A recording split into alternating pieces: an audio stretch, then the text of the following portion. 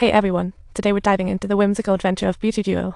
You won't believe what she found in that tip. Memories flooded Butudo's mind like a tsunami, reminding her of her childhood sports star, quirky neighbour's pyjamas, and a marble's tragic fate. She thought, this must be the work of some mischievous angels. Life is tough. It's hard to believe who would have imagined this as kids. Every day, kids face a Charlie and the Chocolate Factory kind of tragedy, leaving only a tiny box and lost dreams. Then she remembered her daughter, who was about the same age as Emily, and how they lost touch completely. Butudo heard her daughter became a mom and thought it was high time to check in on them before she gets put in a coffin herself. Emily materialized like a ghost, feeling harmonized like a Zen monk. This moment was downright perfect. Sunlight kissed her skin, the air drifted gently to her heart, the city's commotion faded away, and suddenly life became simple. A wave of love swept through her.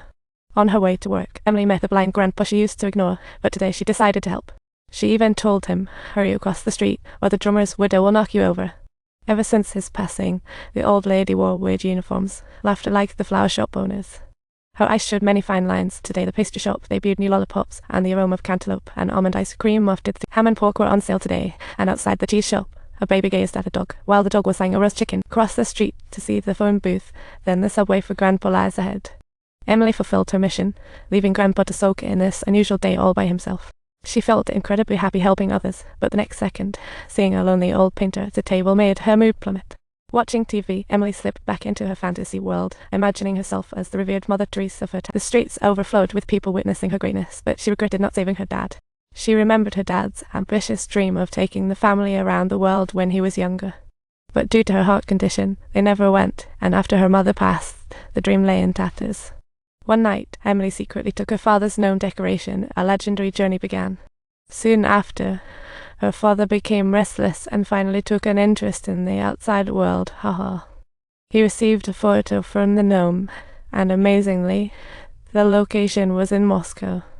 Tad's amazement was priceless, eagerly awaiting each new adventure the gnome captured.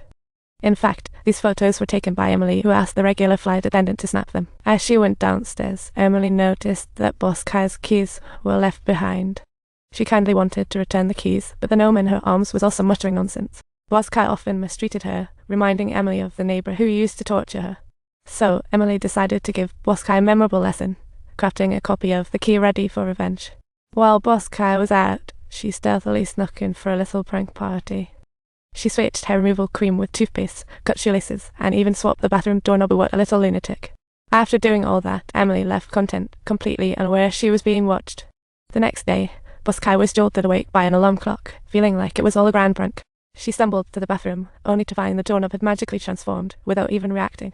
What she thought was toothpaste turned out to be hair removal cream as she accidentally indulged in a hair removal feast. Meanwhile, her neighbours were still asleep, while she felt her watch pointing at the visible despair. I must say, Emily's prank was flawless. Boss Guy was lost in sleep all day long. But peace didn't last long. Soon Boss Guy was back with an unstoppable rage, unleashing fury like a volcano. Upon returning home after a long day, she found her slippers had strangely shrunk. Wearing them felt like being trapped in a tight spell, super uncomfortable. Her bedroom lights were dim as if it were a cheese cave. When she tried to call the staff, she accidentally dialed a mental hospital. Trying to calm her nerves with a drink, she ended up sipping vinegar, feeling like a fairy was pinching her heart. She mused that it must be divine punishment, completely oblivious to Emily being the mastermind behind it all. One afternoon, Emily overheard the boss discussing dating tips and decided she needed to get involved. Just gather two lonely souls together for a date, and boom, love summit achieved. She knew that some members always played sick to gain attention, and it was time for them to see the light of day. She told her colleague's ex that he should lend a hand, tapping into his superpowers. He was left completely flabbergasted and utterly incredulous, with a look of astonishment on his face. After work, Emily took the opportunity to place the prize gnome at ex-boyfriend's seat.